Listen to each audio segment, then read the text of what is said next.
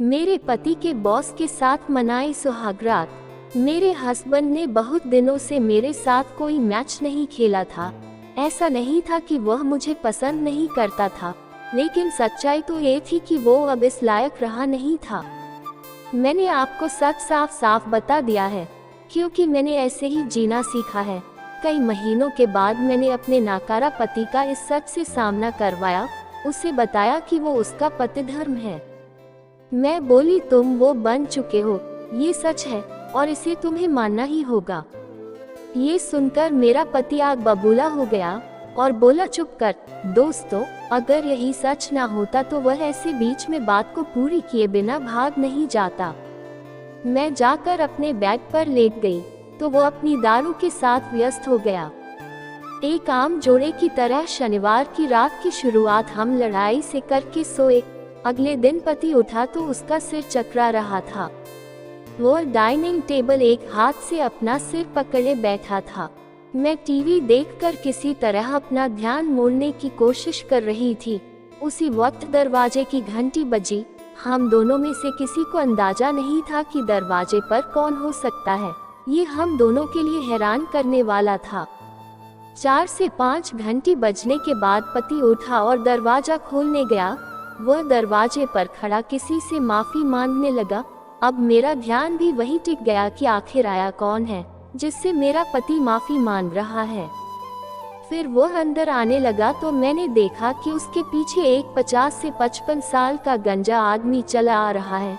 मेरा पति इशारे में मुझे अंदर जाने के लिए कह रहा था। पहले तो मैं उसका इशारा समझी नहीं, लेकिन जब मैंने देखा कि वो अजनबी मेरी ओर देख रहा है और इसीलिए मेरा पति मुझे अंदर जाने के लिए कह रहा था, जब मेरे पति ने देखा कि वो गंजा आदमी मुझे लगातार घूर रहा है, तो मेरे पति के ध्यान को हटाने के लिए वो यहाँ वहाँ देखने लगा। मैं उठकर बेडरूम में चली गई और पीछे पीछे पति भी आ गया। मेरा पति बोला, तुम्हें बिल्कुल भी शर्म नहीं आती है क्या? तुम उसके सामने ऐसे कैसे बैठी रह सकती हो? मैं बोला, अच्छा तो तुम उस पर क्यों नहीं चिल्लाए जब वो मेरी तरफ ऐसे घूर रहा था? और तुम उसे अंदर लाए ही क्यों जब पता था कि मैं सामने सोफे पर बैठी हुई हूँ? पति वो मेरा बॉस है। वो खैर छोड़ो, तुमसे तो बात करना ही बेकार है। वो दरवाजा पटकते हुए रूम से बाहर निकल गया। मैं बेड पर लेट गई और फोन उठा लिया। देखा तो मेरे बॉयफ्रेंड का मैसेज आया हुआ था। उसने लिखा था कि काम की वजह से वो मिलने नहीं आ पाएगा। अब मेरा मूड और ज्यादा खराब हो गया। मैं बिना वो के ऐसे घर में कैद होकर नहीं रहना चाहती थी। मुझे ये सोचकर बहुत गुस्सा आ रहा था कि मैं करूँ तो क्या करूँ। ये सब सोचकर मैं परेशान हो रही थी। फिर मेरे शातिर दिमाग ने एक आइडिया मुझे दिया। मुझे ध्यान आया कि पति का बॉस मेरे को देखकर पागल हुआ जा रहा था। मैं भी अपने पति को दिखाना चाहती थी कि कैसे कोई मेरे लिए एकदम से पागल हो सकता है। मैं बाहर आ गई। मेरे आने तक वो विस्की की एक बोतल खोल चुके थे। मैं उन दोनों के पास आकर बैठ गई और पति ने उससे मेरा परिचय करवाया। मेरे पति का बॉस बोला, तो सिमरन, हमारे साथ आप पीना पसंद करोगी या फिर अपने पति के सामने तुम्हें शर्म आती है? मैं हंसती हुई, अरे सर, आप ड्रिंक तो बनाओ, फिर मैं बताती हूँ। लेकिन एक आदमी जो इन पलों का मजा नहीं ले रहा था, वह मेरा पति था। वह लगातार पैग पर पैग बनाकर गटक रहा था। दारू तो हम भी पी रहे थे, लेकिन मेरा पति सबसे ज्यादा धुत था। मैंने उसकी हालत देखी और मैं अब एकदम से सहज हो गई। उसके बॉस को मैंने मेरे पास आकर बैठने के लिए कहा। मैंने फोन में अपनी ऑफिस की फोटो दिखाने के बहाने उसको अपनी तस्वीरें भी दिखा दी, जो मैंने अपने बॉयफ्रेंड को भेजी हुई थी।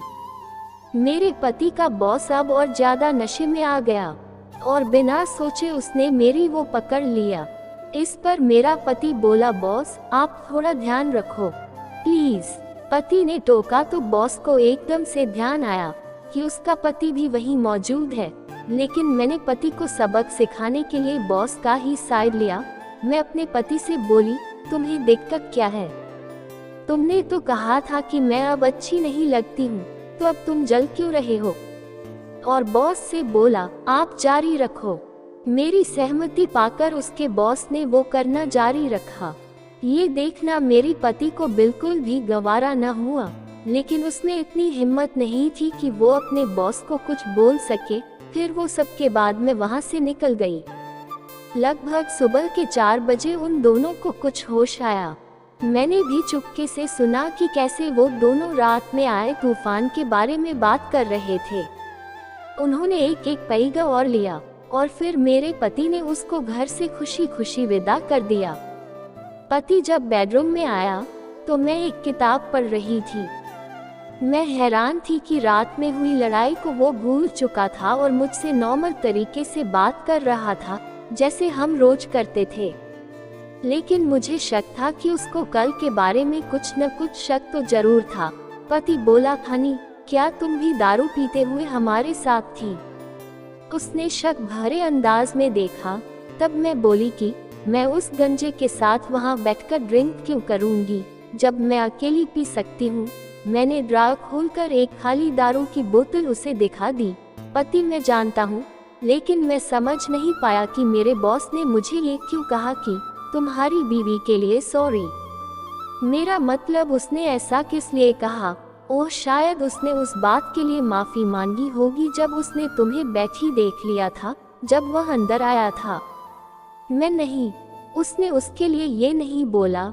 मेरा मतलब कि हो सकता है कुछ और हुआ होगा। हाँ, हो सकता है शायद। मेरा पति दिमाग पर जोकर डालकर रात की घटना याद करने की कोशिश करते हुए वहाँ से निकल गया, लेकिन उसे उस वक्त ये नहीं पता था कि अब आगे क्या होने वाला है। लेकिन दोस्तों, मैं आप लोगों को इसका इशारा दे देती हूँ। मैं उसके बॉस से फिर दोबारा से मिली और इस बार अपने खेत की जबरदस्त तरीके से जुताई करवाए। कुल 3 बार मेरे खेत पर हल चलाया था मेरे पति के बॉस ने। दोस्तों, आपको ये कहानी कैसी लगी कमेंट करके जरूर बताना और ऐसे ही मजेदार कहानियों के हमारे YouTube चैनल को सब्सक्राइब करना ना भूलें। धन्यवाद।